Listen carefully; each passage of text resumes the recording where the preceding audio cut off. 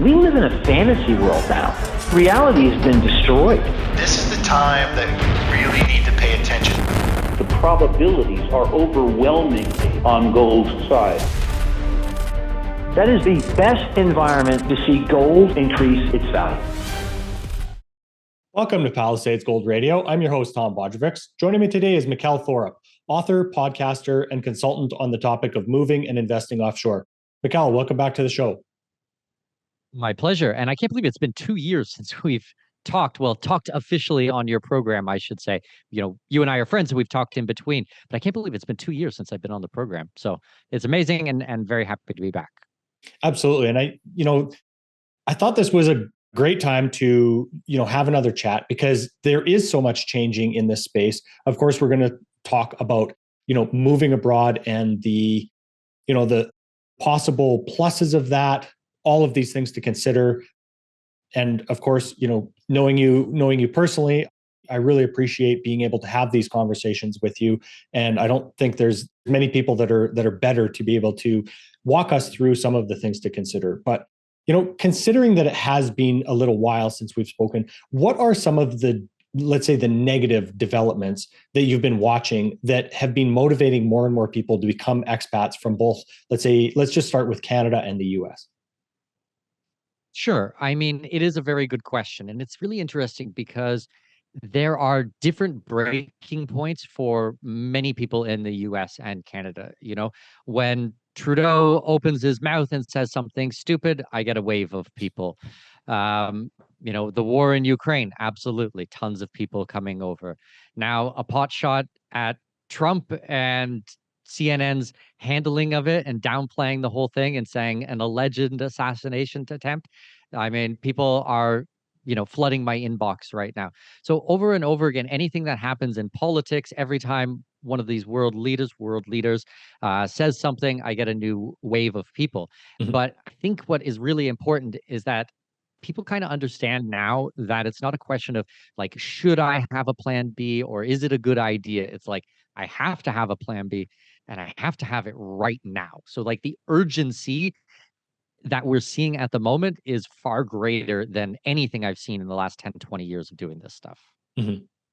So, when you and I were last together at a conference here, I believe right after that, I saw a news story that there was like an exit tax, for example, that Trudeau, I don't know that they hadn't approved it, but they were talking about something like a $25,000 exit tax just to leave the country. Is that, obviously that would be a good example of a motivation for somebody to try to get ahead of, but did that end up going through? So the interesting thing about that is, depending on who you read, some say it was a rumor, some say it was fact. The interesting thing, though, Tom, is that actually was not a tax. We already have a tax when you exit Canada. You have to do basically what's called a deemed disposition, which is an imaginary sale of all of your assets, and you need to pay capital gains on that.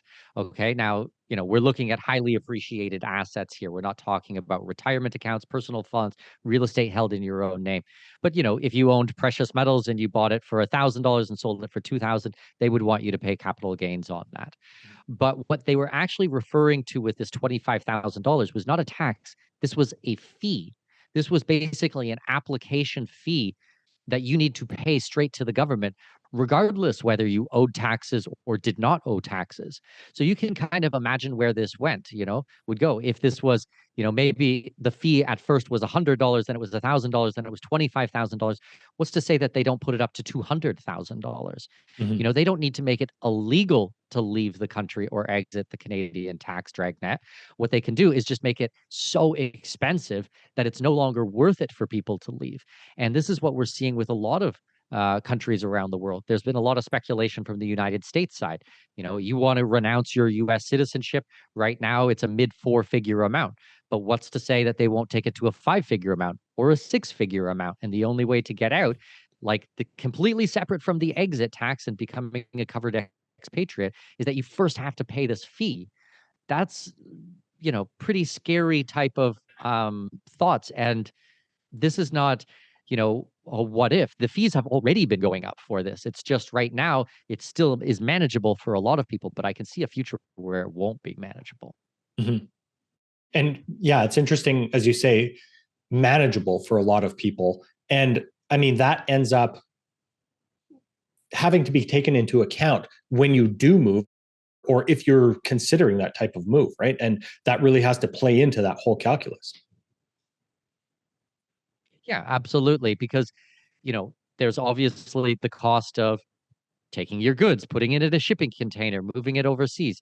Like I remember the last time I used a shipping container, I went from Abu Dhabi, where I'd lived for almost a decade, to Panama. It was about $6,000 for a shipping container. Mhm. Now the same shipping container might cost $20,000, $30,000. So you're seeing massive inflation in things like that. You start putting in the exit tax we already discussed. You start putting in the fees that we've discussed. You start putting all these things, and it's just getting more and more expensive. And then if you take the opposite side of that, is when you arrive, a lot of these countries have put up their prices on investment amounts to get into the countries, basically to have a permanent resident, to have a legal right to live and work in the country. It we can use Panama as an example again. When I came to Panama, it was a $5,000 bank deposit. Now it's a $300,000 real estate investment to get in under their best visa. And October 15th of 2024, it's slated to go up to $500,000 investment in the country. So from $5,000 from their best visa to $300,000 to $500,000 in a 5-year time period. So yes, they can say inflation is at 6%, but that's at certain things. In Mhm. other things, it's in the stratosphere. Absolutely. Well, Mikhail, you use that example perfectly of this idea that these investment strategies and or just incentive programs to be moving to different countries is really going up. So is that kind of the same across the board of countries trying to attract new citizens, or are there countries that are trying to be more attractive by making it easier for people to move in as well? So this is a good question. It's actually happening from both sides. So we can take a country like the Cayman. Okay, to get in is going to cost you around $1 million, $2 million. Okay, Mhm. they have come forward and said, we don't want millions of people on our small island. We want a very small, close knit community of extremely wealthy individuals, and that's what we're going to do. So they've set the barrier very high. Then you have places like Panama, which is, you know, massively in demand right now. There's just so many people who are rushing to Panama because of the excellent tax situation, the weather, the fantastic medical, the economic drivers like Cayo Cinquenta and the new airport terminal, and obviously the Panama Canal and all these things. So they know that they can charge more for this because it's free market. People have an option to go somewhere else, but they'll pay a premium to come to a place like Panama. But it's still affordable for the majority of the families, especially if you're getting rid of your primary residence, your primary home, and you're buying a new home. $300,000, $500,000 for a well-to-do family is completely reasonable. Mhm. But then you also have this other interesting dynamic, and that really comes out of Brussels and the EU. And what they're doing is, with some countries, they're saying, you know, your investment programs are so cheap, and because of that, you're getting terrorists, money launderers, narco traficantes, these type of people in here. And we need you to double your prices because somehow magically that's going to stop bad people from coming into the program. Like the, Mhm. the mentality doesn't really make sense to me. So you're some, Russian oligarch, and you have billions of dollars, and you can afford $100,000 to donation to the country to get a citizenship or residency, but to do a $200,000, suddenly you're going to be priced out. It makes absolutely no sense. I think with this last one, with Brussels, really it comes down to the fact that they find it insulting with these immigration processes of selling residencies, selling citizenships, where wealthy people will have the privilege to do these types of things. And that's because they see citizenship as, statism, as the new god. They believe that statism is a religion, and when you sell it, when you add a dollar amount to it, you're cheapening it. So they find the whole thing very offensive to them. Mhm. Where I don't. I don't at all. I think that people should absolutely make good decisions for their family. And if they have been productive members of society and have created something and built something and saved and built up wealth, why should they not use that wealth to give their kids and their spouse and their families and their business and their clients the best opportunities possible? It just doesn't make any sense to me. Mhm. Yeah, it's basically creating a free market to compete for, let's say, the most, I don't know about the most wealthy, but productive members of society that want to be valued accordingly. And I think that's a great idea, to be able to, again, reward people that want to make those different choices. 100%. And when you consider that the majority of the clients I work with are, I'd say 50% of them are highly paid professionals. We're talking doctors, lawyers, accountants, financial planners, highly paid professionals. And then the other 50% are business owners. I got 2 or 3 guys who do roofing companies. They're the CEO of roofing companies. I have a guy who does stairs. They build stairs for a living. Lots of general contractors. These types of businesses where they produce good amount of cash flow. They've employed 20, 30, 50, 100 people at a time, and they've built up a sizable net worth. But the environment that we live in North America is that people like this are vilified at the moment, right? So now these people who helped, create value and employ people don't feel safe in the country. So they want to take a portion of that money and buy some real estate overseas or some gold offshore, or have a second residency or kind of a plan B location in case they need to get out of Canada, get out of the States, that they have a country that's welcoming to them. Why is that a bad thing? Like, why should people like that, who have spent their entire life serving others, now be vilified for wanting to protect their wealth and their family? As I said, it makes no sense to me. Mm-hmm.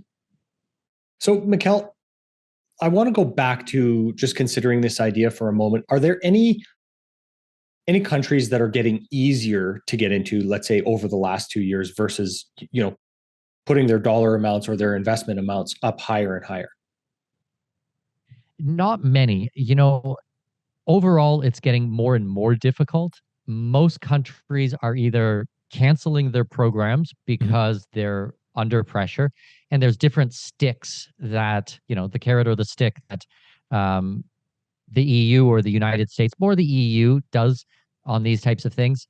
The carrot being, hey, if you do A, B, and C, we'll let you into the Schengen zone, visa-free travel for your people, things like that. Or, you can take the euro, which I don't know why these countries would want the euro, but these types of things. And then the stick is, you're going to lose a lot of the privileges. There's also the World Bank, which is going in and trying to change behavior.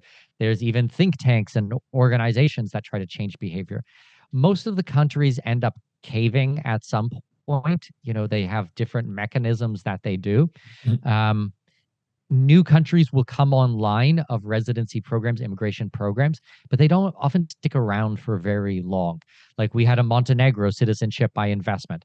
It lasted, technically, I think it was 3 years, but in reality, it was more like 2 or 1.5, because, the laws were in place, but in practicality, no one was being accepted, and they only got a fraction of it, and they got bribed to close it down. Well, that's gone. North Macedonia gone. Moldova gone. All of these countries are done. Portugal shot themselves in the foot with their non-habitual tax residency and their golden visa. Greece just put up their prices. Like, I'm really struggling, Tom, to find an example of a good, viable country that people would want to move to, where things have been easier or more open or cheaper or less paperwork or less regulation. There's got to be one, but I do this stuff 9-10 hours a day, and I'm completely at a loss for an example.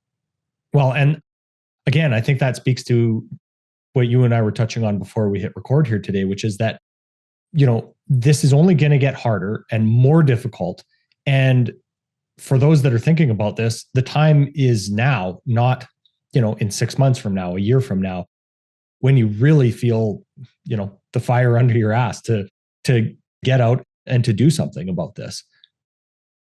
I mean, we can extrapolate this to, buying gold or anything that we talk about on the show all the time. So this is another piece of the puzzle to really consider and to really get acting on quickly versus just being lackadaisical about.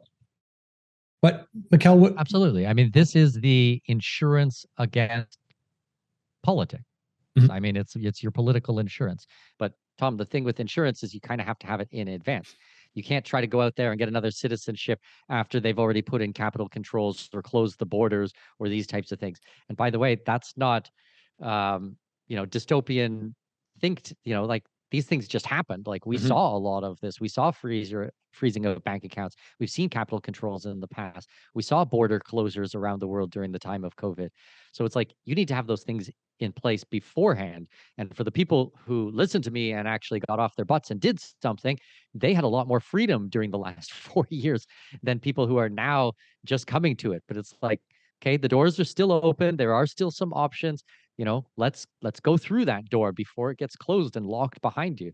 Because as long as there are legal, and I'm going to really highlight this probably a dozen times in our conversation today, as long as the things are legal, I will help my clients do them. Once it becomes not legal, illegal, I won't help them because I will never put my family's future or freedom in jeopardy to help someone else. As long as it's legal, I'm there to help. So let's get started, but don't come to me afterwards because there's very little moves that can be made at that point.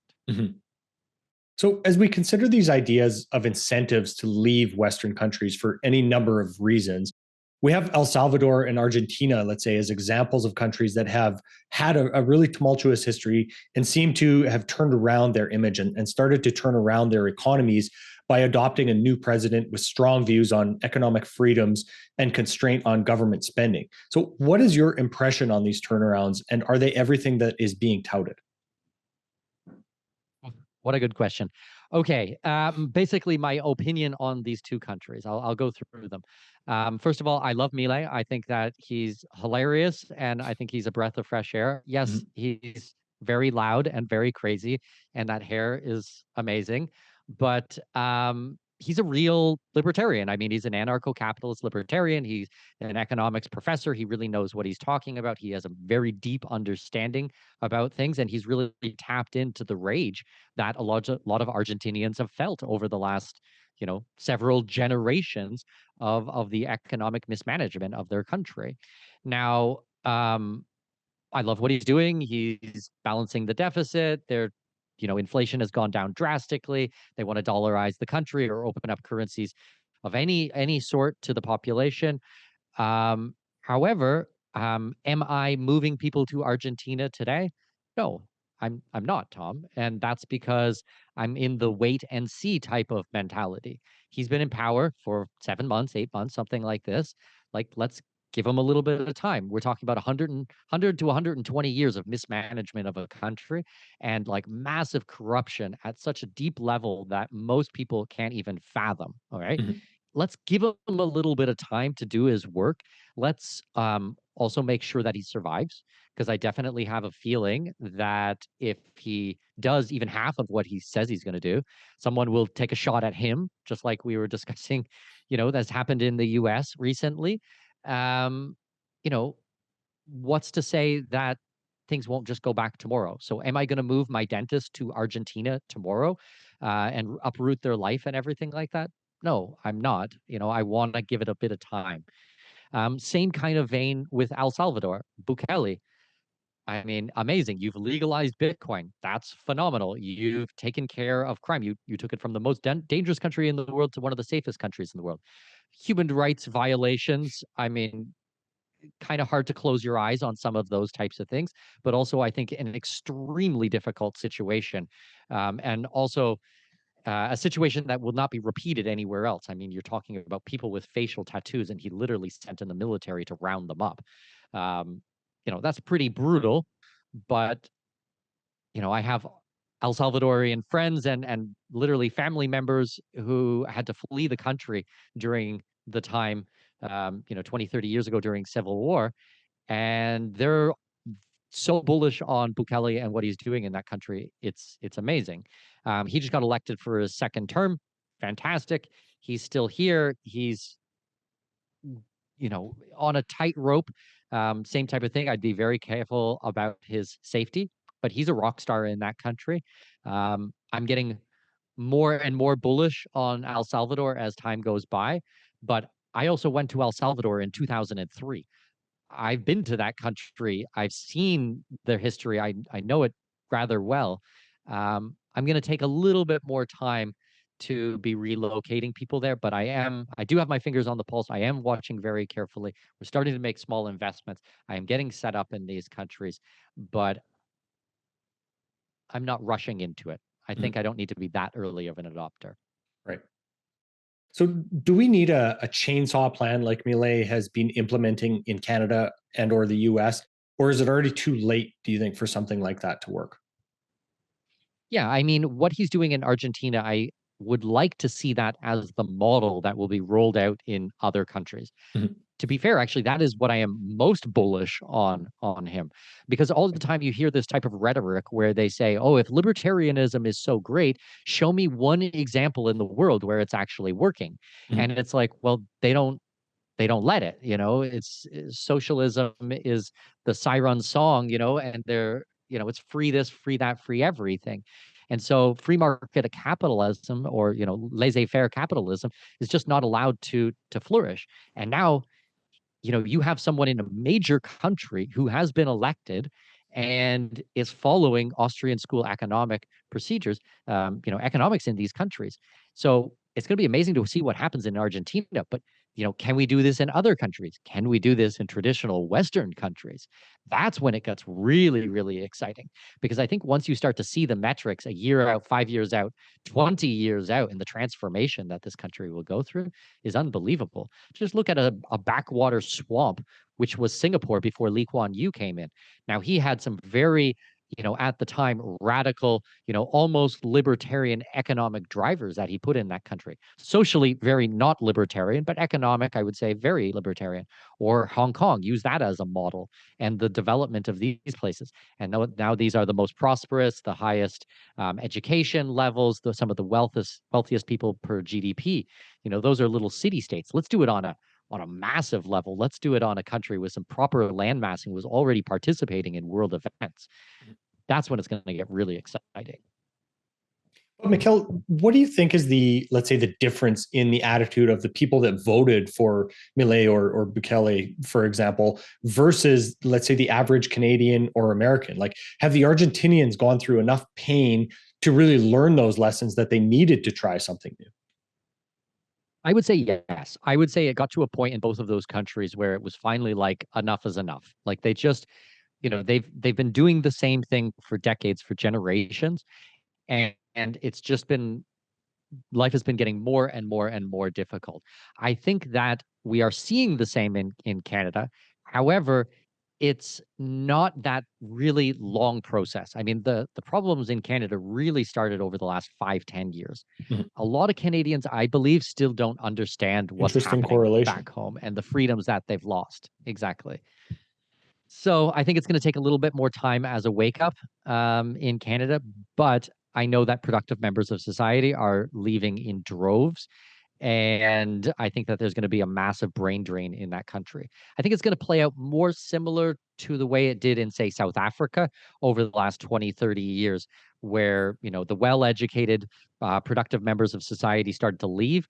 Or even if they stayed, they sent their kids to Holland or Scotland or the UK or the US for university. And that kid who went overseas and became a surgeon is not going back to South Africa, So now you have this knowledge gap in society for engineers, doctors, all the people that we kind of mentioned before. And that's when it really becomes a downward spiral. Now, Canada has a lot of immigration, so they're bringing in massive amounts of people to try to fill these holes.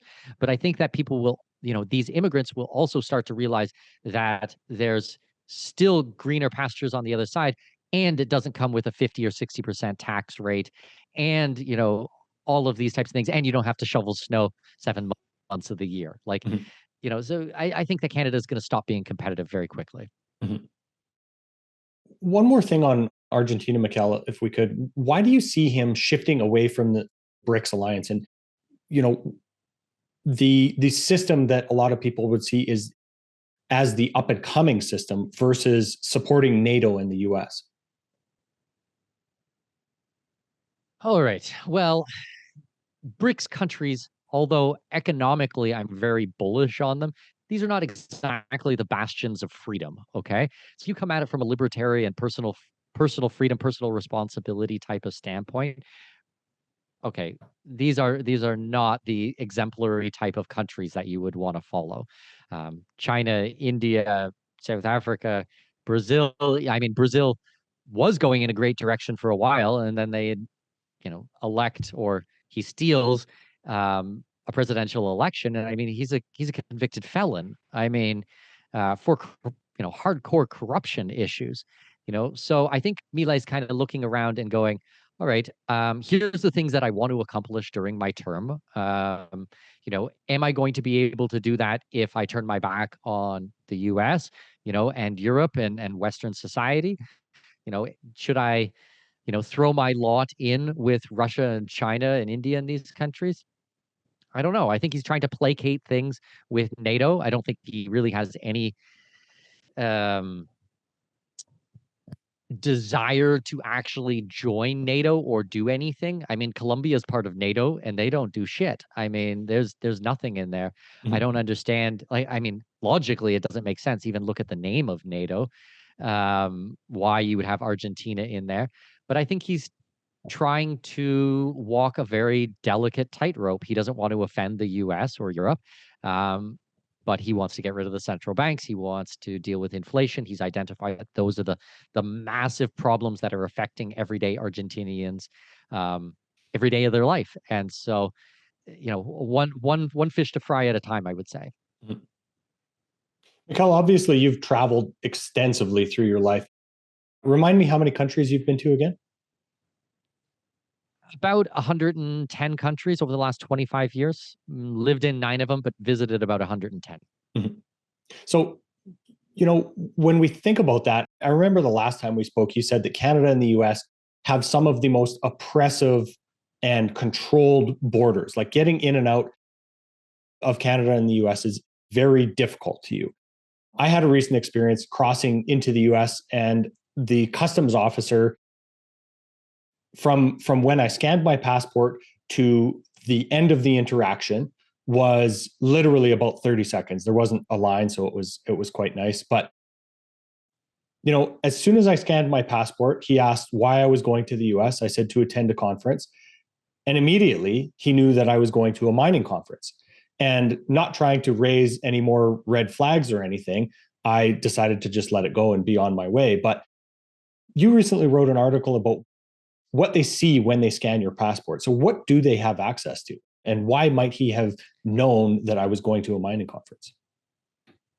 Yeah, this is something that comes up regularly. Like, people want to understand what kind of information is shared, because it's not just the passport itself, like the passport number itself. There's actually a barcode on there that is recognized everywhere in the world. It's interesting. I recently went through a Panamanian border here. I was leaving the country, and I was traveling. I think I was actually traveling back to see you in Canada at the conference we were at together, and I went through immigration, and the immigration officer, she said, "Oh, you don't have your kids with you today," and I was like, "Oh, interesting." And she thought it was very cute, and she tilted the screen, and on the screen was about 50 different pictures of me holding my son, me holding my daughter, everything like that. And she was basically telling me in Spanish how handsome my son was. She didn't mean anything by it, but it was also kind of bizarre and trippy experience. And I'm eye-opening. traveling for a work event back to my home country, the country I was born in, and immigration is, asking me about where my kids are and stuff like that. So that's kind of a weird thing. But yeah, they're going to understand certain aspects, like, when you enter the country, when you exit the country, do you have a legal right to live there, a visa, these types of things. They're not going to see every country that you've been to, though. They don't see a complete travel history, or, Mikhail, why did you go to Azerbaijan in 2023 with your wife? Like, that's not going to be coming up, because that's not something that they're going to have access to. when we did the research for this article, I was actually pleasantly surprised at how little information that they had, or at least what the immigration officers have um, access to. Now, as I said, the pictures of me and my family were because I went in and out of Panamanian borders 100 times. I Mhm. don't necessarily think that those pictures, those images, that information would be shared with Canada or the US or Azerbaijan, for example. I think that is more of an internal system. Mhm. But I do think that there is an encroachment on our private information in our family life, and a sharing of information, which is borderlining on creepy at the moment. Mhm. Yeah, a friend brought up to me that a quick Google search of my name obviously brings up all kinds of mining related things. So it could be something as simple as that. But in the moment, that was very concerning, and you know, as I'm sure your experience was as well. Definitely. So, Mikkel, is Panama still one of the top countries in your eyes to be looking at for residents of the US or Canada? Yeah, I really like Panama. We've made some good see, here I am. I've been here for 5 years. I'm even saying we now. Panamanians have done a fantastic job over the last couple of years of making a lot of the right moves. We're seeing deregulation with company formations, with opening business, of access to banking, things like this. Bank accounts, corporate bank accounts can be still very difficult, but there's a large selection of banks here.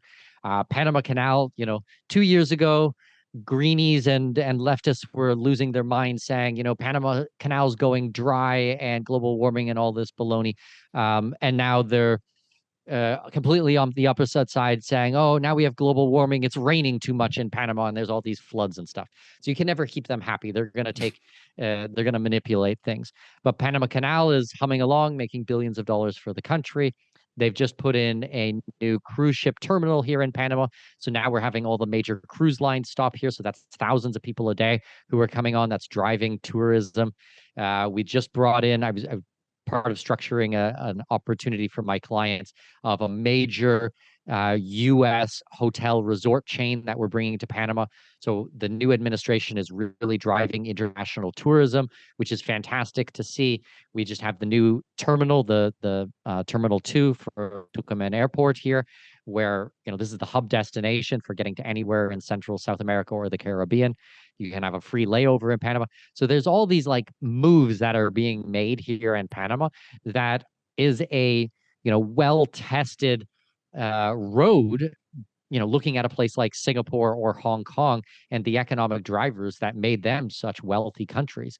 And when you take into play that this is a Latino, Christian or Catholic country, and it's strategically located to the US, I mean, I'm really bullish on Panama, and I feel very blessed to be here in this country. Mhm. And it fits my lifestyle very, very well. I don't just live in Panama. I have houses in a number of different countries, but I do spend a lot of time here, and a lot of my clients really like coming to Panama. On the other side of that, Mikkel, are Mexico has a new president as well. I've talked before on the show about kind of the concerns around that new president and her stance on mining. But, for those that are considering Mexico as an alternative, do you have any reservations about that new government there?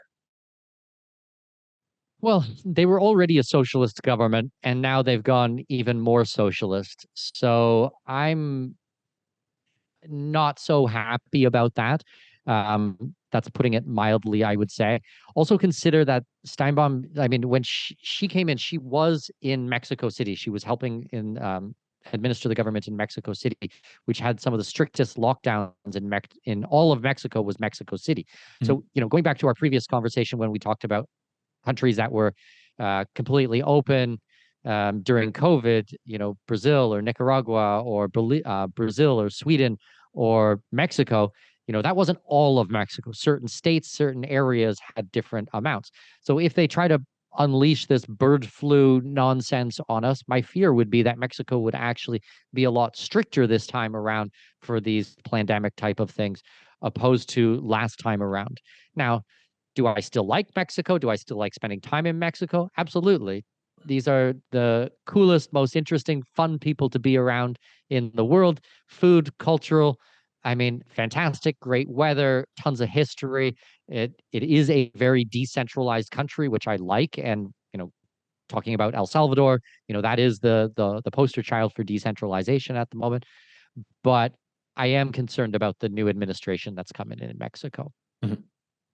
And is this, do your views on these countries and the attractiveness of these countries change administration by administration typically? Or, is it something that is fairly constant and then you get, maybe a 5% deviation one way or the other? So what I'm first and foremost looking at is large economic drivers in the country. I want to understand where their money is coming from, how they support themselves. Next, I'm looking for food, water, and energy independent countries.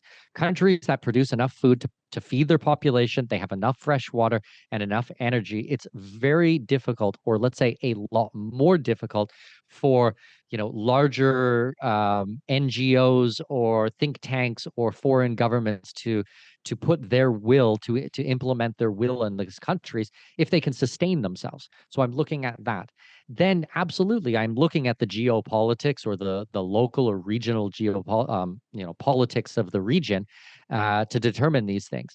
We keep an extremely close eye on all of these types of things. I have a 3-4 person research team. This is all they do is we're monitoring the situations in these countries. Geopolitics is extremely important to me. I'm studying every single day, same as everybody else, to try to understand what's going on in the world. I mean, we have PhD political scientists who work for me as analysts just looking at these things. And so we're monitoring it at all times. And I absolutely reserve the right to reassess every country that I'm commenting on today or in any other interview or any article. I am not stagnant in my opinion. I mean, as new information comes in, as I learn and the situation changes, absolutely, I update things.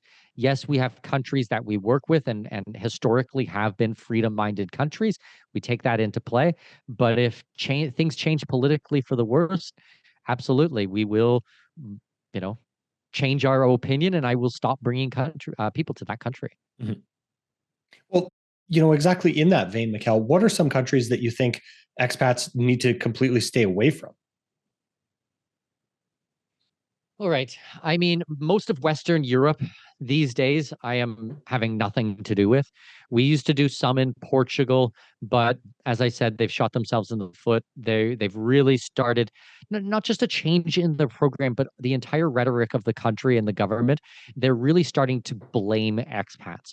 I used to live in the UAE. I lived in the UAE from 2011 to 2019.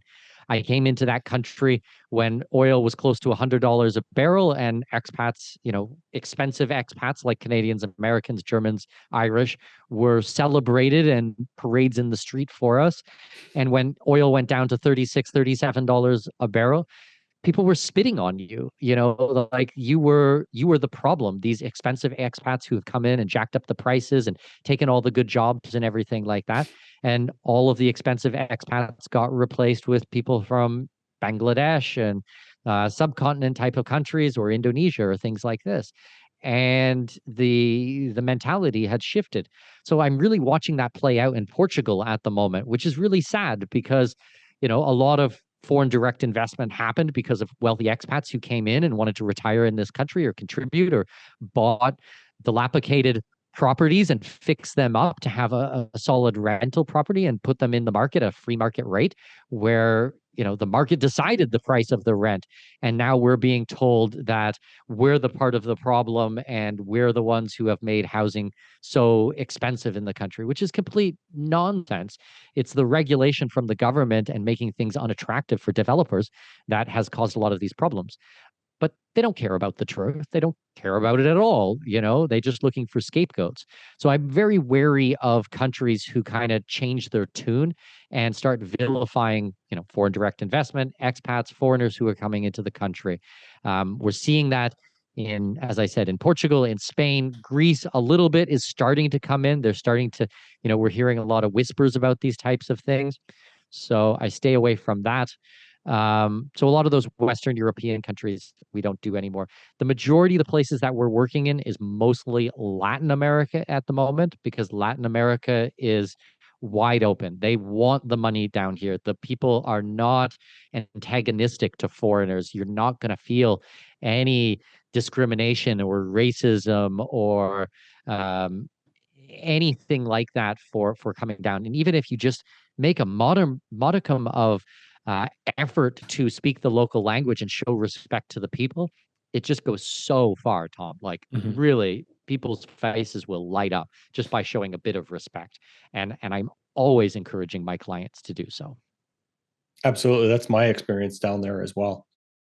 Mikhail, what are, let's say, top 3 or top 5 countries that you would suggest if you have some type of lineage from to be able to apply for a passport or residency based on, having ancestors from there?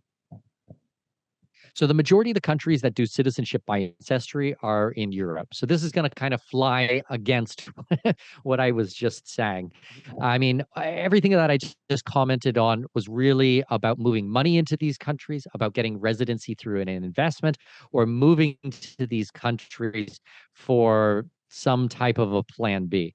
But let's say that you have Italian, Irish, Polish, Estonian, Lithuanian, Latvian, any of these types of nationalities through your heritage, your parents, your grandparents, even your great grandparents. Absolutely, I would suggest making an effort to try to get that citizenship. And to kind of put things in context, let's take a real life example. Okay. So I have 3 clients right now, Tom, who I'm doing citizenship by investment in Malta. It's legit $1 million.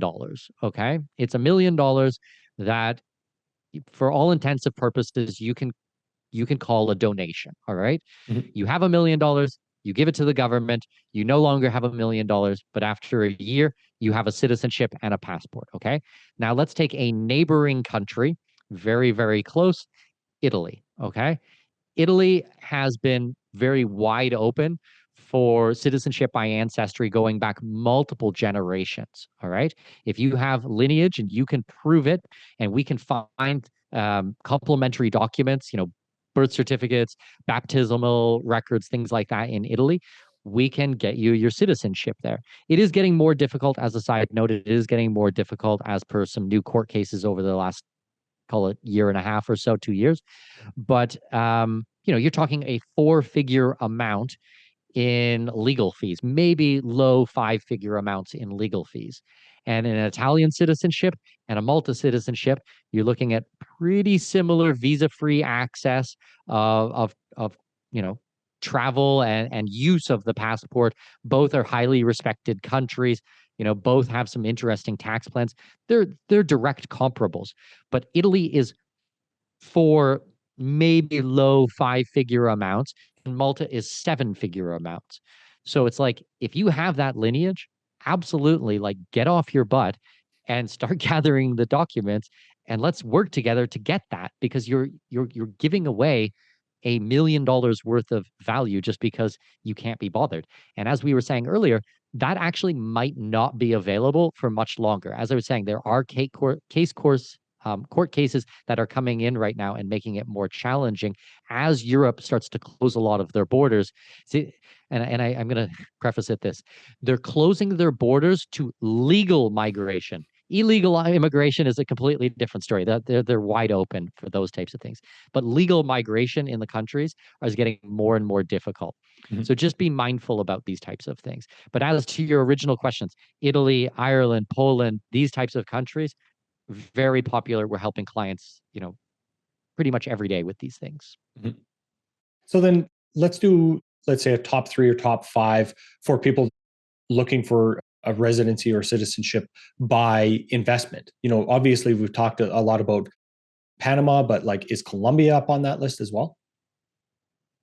Colombia, we do a little bit. Colombia didn't have a great election last time around. They literally elected not just like a socialist, but a domestic terrorist. He was part of the FARC, which is basically their guerrillas. So he was the mayor of Bogota, and he's an ex-FARC member. So we were quite concerned about that. Luckily, he's not really done anything that we were fearing he was going to do. He's just kind of done nothing, which is great. Like, I kind of like it when politicians do nothing. Mhm. Because in most cases that's a lot better than the alternative, which is taking away people's freedoms. So we do Colombia here and there. I kind of count Colombia more as like the playground flag, if we're following like a flag theory type of idea of, where are you going to spend time, where are you going to have a residency, where you're going to have a bank account. Colombia is fantastic on a playground because you have this amazing standard of living for nothing. Like, my wife and I joke, like when we go there, she goes shopping and it's like they're giving away the stuff for free. Last time we were there, we had to buy 2 additional suitcases because she bought so much leather goods and handbags and stuff like that. It was like the Oprah Winfrey. It was like, you get a handbag and you get a handbag and you get a handbag. It's like the nanny and the kids and everybody were just getting handbags for everybody because they were so cheap and the quality was amazing. So from a lifestyle standpoint, we love Colombia, but I don't necessarily recommend it as a place to spend full time. We do Costa Rica a decent amount. People, especially Americans and Canadians, go nuts for Costa Rica. They love it. Costa Rica has an amazing marketing campaign. Their international tourism is on point. They do a fantastic job of this. I've been to Colombia multiple times. I first went there over 20 years ago, almost 25 years ago at this point. But if I were to compare a place like Costa Rica and Panama, I would take Panama hands down. Costa Rica, as I said, is good for tourism, but it's more a subset of, okay, you have tourism, and then you have international tourism, and then you have like ecotourism, and then you have like yoga ecotourism for foreigners. Like, it's this like niche of a niche of a niche of a niche. Mhm. So when they locked down the country during COVID, like, people were starving there. Like, they had no money coming into the country. And then they had forced vaccination for children under 6 years old, which makes me want to vomit in my mouth. So I was really against that on all levels. But some clients, as I said, love Costa Rica, so we do take them there. It takes about 18 months to get a visa through their economic means at the moment, but it is a possibility. We do Nicaragua. Nicaragua is very popular. Nicaragua is not exactly a bastion of freedom either. It is well, I might as well come out and say it. It's a dictatorship. I mean, Danny Ortega and his crew are dictators for life. But there's no history of expropriation of land or properties from foreigners. They need foreign direct investment in that country. Basically, they know where their bread is buttered, and they treat foreigners extremely well in that country. The problem comes down to, the silencing of opposition or political prisoners or things like this. There was also some problems against the Catholic Church in that country for priests who were talking out. I'm not saying I agree with any of these things. I don't. But at the same time, during COVID, Nicaragua was one of the only countries that was wide open. There was no vaccine mandates, no mask mandates, no temperature to get in. Basically, Ortega said, listen, I ain't your dad and you ain't my kids. Like, you do whatever you want, and whatever consequences are there, that's up to you. So people just went on with their normal life. And a lot of people that I work with, they really like that. So it's this contrarian type of play for people who want ultimate freedom in these regards. Now, freedom of speech is not there. So there's always a give and take in these types of things. Mhm. But we do Nicaragua quite a bit. We're working now in Paraguay quite a bit. We do a ton in Uruguay. Well, it's definitely since last time we talked, at least on the program, I had my 3rd child. We went to Chile. We did birth tourism in Chile. So I'm starting to do a little bit of work in Chile as well, which is interesting. So, lots of different countries are out there. Depends what the client is after. Mhm. Well, that's actually exactly what something else that I wanted to ask you about is that birth tourism piece. So does your son now have access to a Chilean passport because he was born there? Correct. Yeah. just to give you guys a bit of history, my daughter was born in the UAE. My first son, my second child, was born in Brazil. He's a Brazilian citizen, and now my third child, another boy, is was born in Chile, and we were able to get his Chilean passport. Took us 8 days. So basically, we got out of the hospital, and then 8 days later, we had the passport. And the cool thing is that in Chile, they actually have one of the strongest passports in all of Latin America. So actually, all of the Americas. Let me rephrase that. One of the strongest passports in all of the Americas. So it's kind of on parity with a Canadian passport or with a U.S. passport. You're looking at 177, 180 countries visa-free travel. Wow. It has a visa waiver program with the United States. Same with Canada. You can enter Canada visa-free travel on the Chilean passport. So one of the reasons that we chose this country was that, I'm a Canadian citizen. I was born in Canada. If Canada ever decides that they're going to tax on worldwide income, I will absolutely give up my Canadian passport and I will go on one of my backup passports, which I won't get into this conversation. We've got a few options there, but they might not necessarily have a visa waiver program to get into the US or to get into Canada. So for my son, I wanted him to have the opportunity to have really like a tier A, best of the best passport out there. And that's the only country in Latin America where you can do that. So he could give up his Canadian passport, which he automatically has because I'm a Canadian citizen, have the Chilean passport, and live his life freely, travel anywhere in the world, and never want for access of mobility. Make sense? Absolutely. So do you think at some point you're going to run into an issue where your kids are squabbling at you because you seem to have given him the best passport out of the three? I've thought about this. I have thought about this. I do the best I can with the information I have at the time. We gave birth to my daughter in the UAE because we lived in the UAE. That was home. I was working. We couldn't take months off at that time to go live in another country. That was home.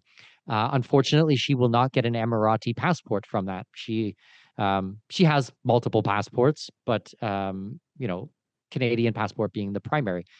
Will she get upset that I hadn't made more of an effort 8-10 years ago? Like, yeah, maybe, but I'm making up to her in other ways.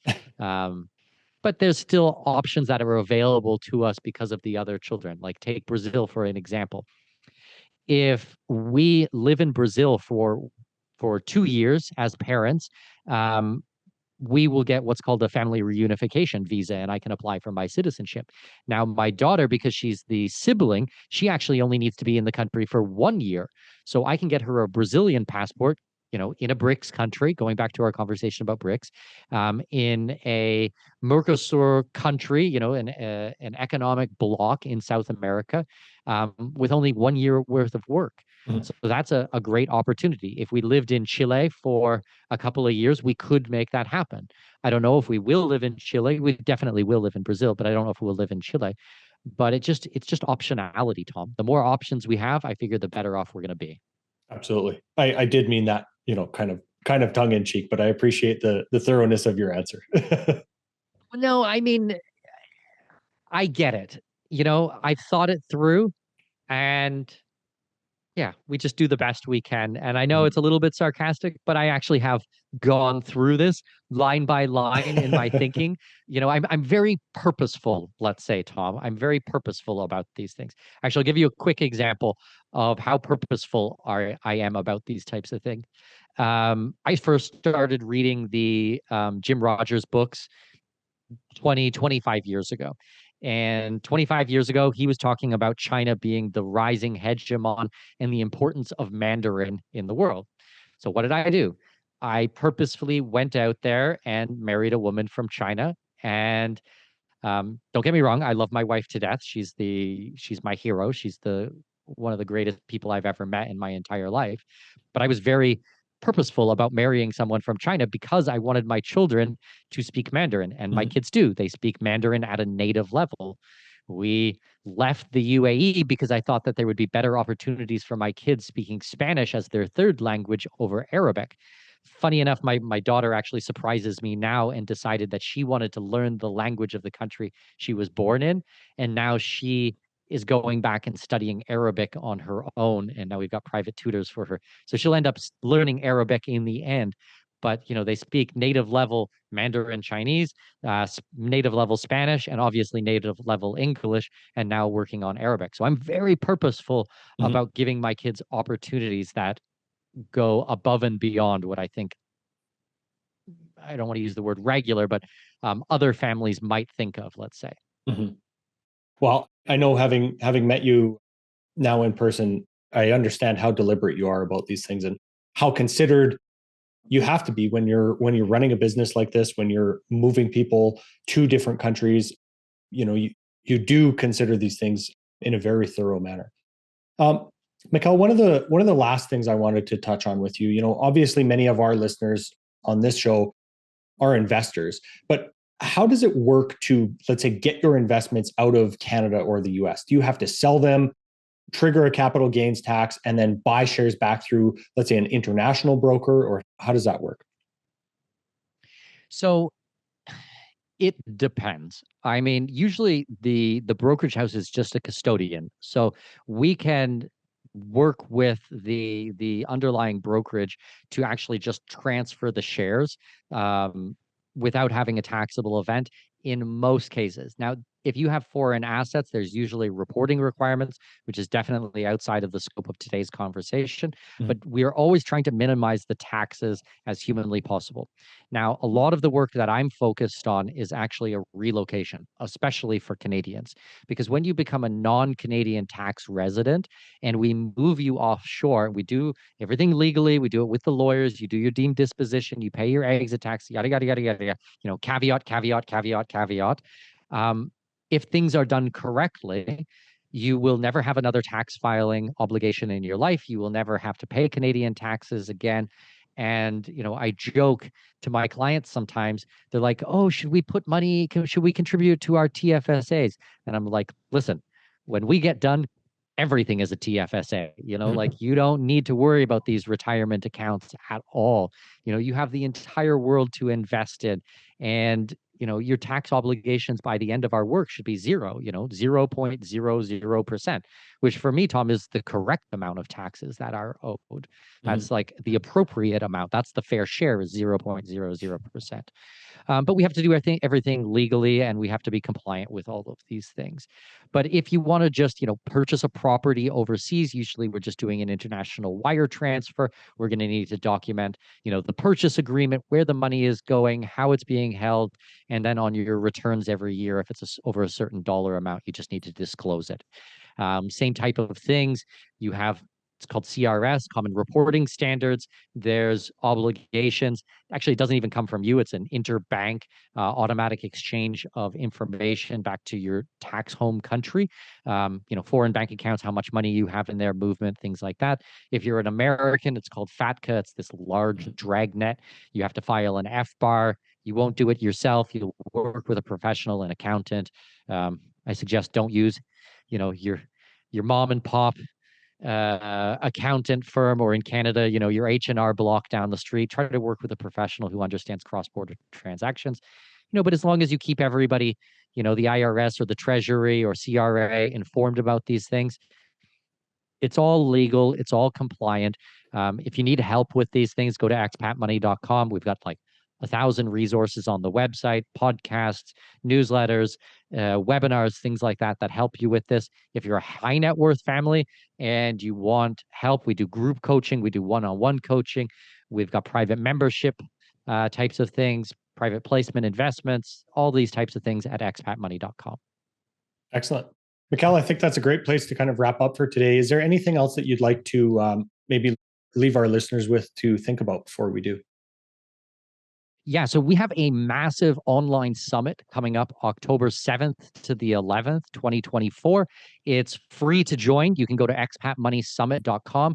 We're going to have some phenomenal speakers there. We're going to be welcoming back Dr. Ron Paul. It's his third appearance with me.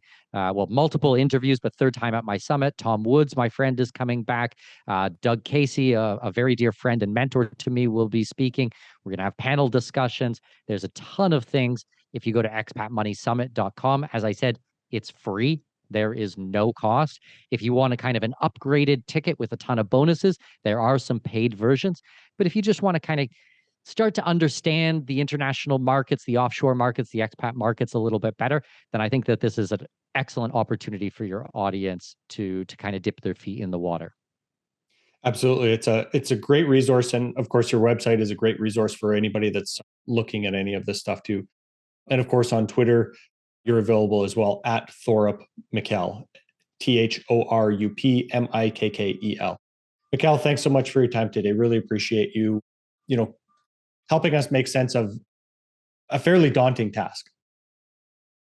Pleasure's all mine. Thanks so much, Tom. This podcast is for general informational purposes only. Nothing on this podcast should be taken as investment advice. Guests on this show are not compensated for their appearance. Listeners are urged to educate themselves and make their own decisions. Do not base any investment decisions on the information contained. To view our full disclaimer, please visit our website.